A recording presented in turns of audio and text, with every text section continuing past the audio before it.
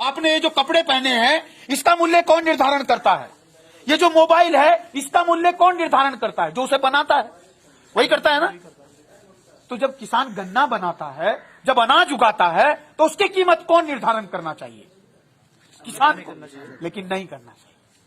इसलिए ये कानून कहता है कि आपके जो प्रोडक्ट होगा, आपकी जो फसल होगी, उसका मूल्य निर्धारण करने का जो काम होगा वो लाला करेगा। वो नहीं लेगा आपका 50 रुपए भी, वो कहेगा ये फीका गन्ना है, इसको नहीं मैं लूंगा।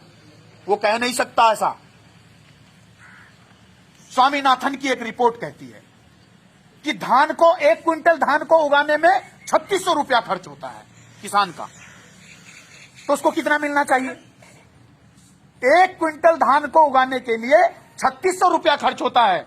आप देख लीजिए, पहले पौध बोते हैं बीज को, फिर पौध उखाड़ते हैं, फिर उसको लगाते हैं, फिर उसमें खाद डालते हैं, कितनी बार निराई करते हैं। मैं भी किसान का बेटा हूं।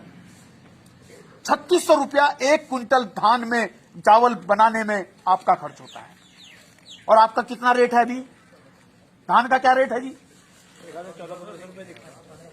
1500-1600 रुपया। मतलब आपका आधा मूल्य मिल रहा है। और स्वामीनाथन की रिपोर्ट क्या कहती है? किसान को जितना उसका खर्च होता है 1.5 गुना मिलना चाहिए। अरे कम से कम थोड़ा तो दो, बचत तो होनी चाहिए ना। तभी तो किसान खेती में अपना मुंह रगड़ेगा, तभी तो अपने खून पसीने को बहाएगा, नहीं तो क्यों उसमें करेगा वो?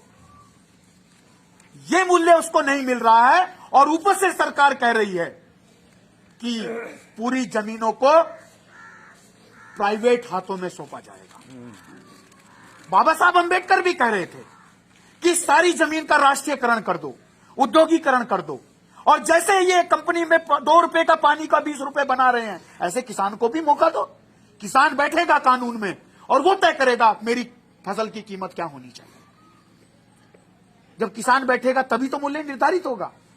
और जिसका बाप किसान नहीं है, जिसके औलाद किसान नहीं है, वो बैठ के संसद में बैठ के उद्योगपतियों के, उन करोड़पतियों के, उन पूंजीपतियों के साथ मिलके हमारे ये कानून बना रहा है। क्या ये लोकतंत्र है?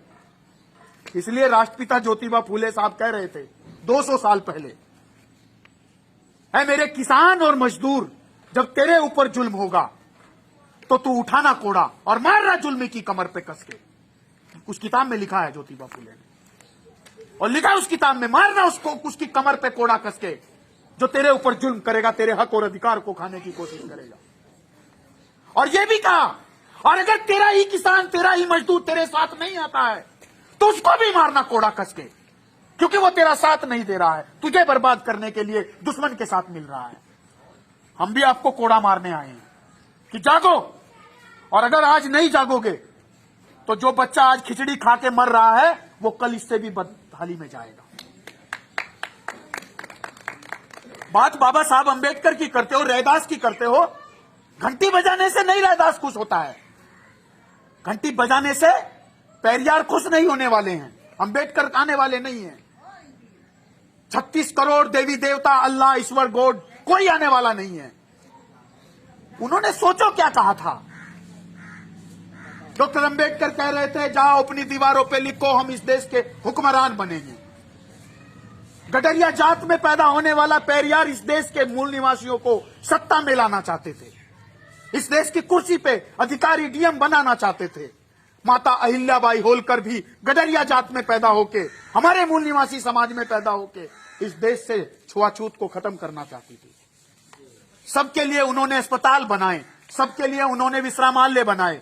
और ज्योतिबा फूले ने सबसे पहला जो स्कूल 1848 में खोला, इससे पहले आपके बच्चों को पढ़ने का अधिकार नहीं था, स्त्री शूद्रो विद्या नाद्यताम के आधार पे, और उसका नाम उन्होंने अहिल्या आश्रम रखा। अहिल्याबाई, माता अहिल्याबाई होलकर के नाम से पहला स्कूल भारत में खुला, जिसमें चमार, पासी, खटीक, जाट, गुजर, अहिर, गडरिया, सैनी पढ़ सकते थे। उससे पहले नहीं पढ़ सकते थे, महिलाएं पढ़ सकती थी। और बात हम कर रहे हैं अपने पुरखों की। रविदास की बात करती है। क्या कहा रविदास ने? मन चंगा तो कटौती में गंगा। और हमने मतलब लगाया कि गंगा की जय जयकार करते रहो। इसका मतलब तो समझो, मन चंगा तो कटौती में गंगा, मतलब मन चंगा तो व्यर्थ है गंगा, किसी काम की नहीं है, कहीं जाने की जरूरत नहीं है। कहीं जाने की जरूरत नहीं है। आप बाद में बोल लेना मेरे बाद में, मैं आपको मौका दूंगा। अरे उन्होंने सोचो क्या कहा था, ऐसो चाहूं राज में मिले सबन को अन, छोट बड़ो सब सम बसे रविदास रहे प्रसन्न।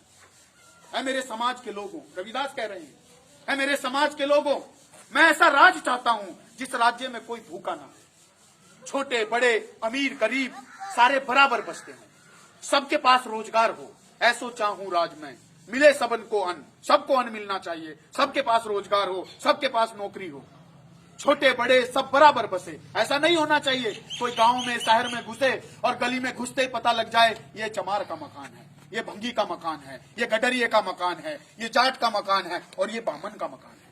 नहीं होना चाहिए ऐसा।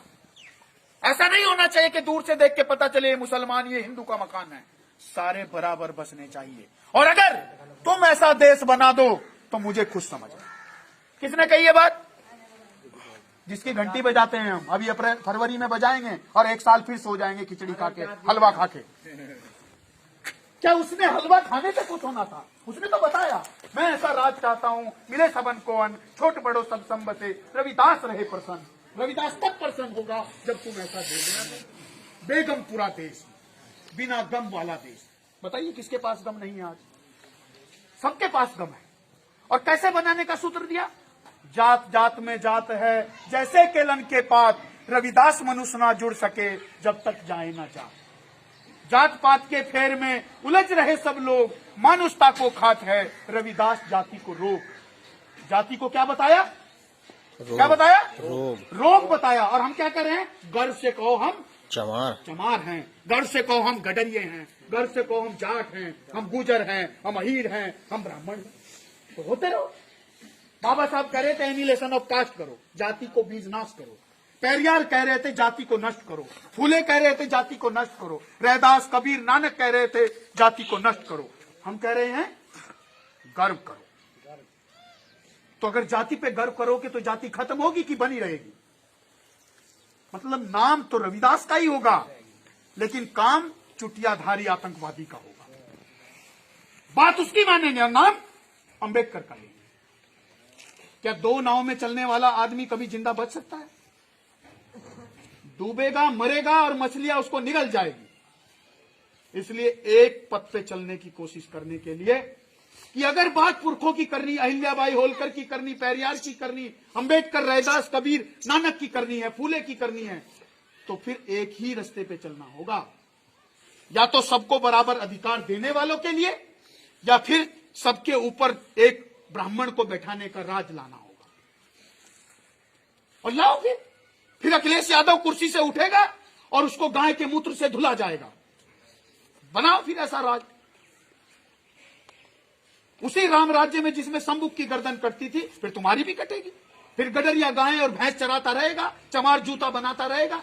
2 कौड़ी का जूता जब बनता था तब हम चमार थे, तब हम गडरिये थे। जब हम गाय चरा करके, वो भेड़ चरा करके उसके ऊन उतारते थे, जब हम उसके कपड़े बनाकर हम झुलाए थे, और तब हम बर्तन बनाते तो कुम्हार थे।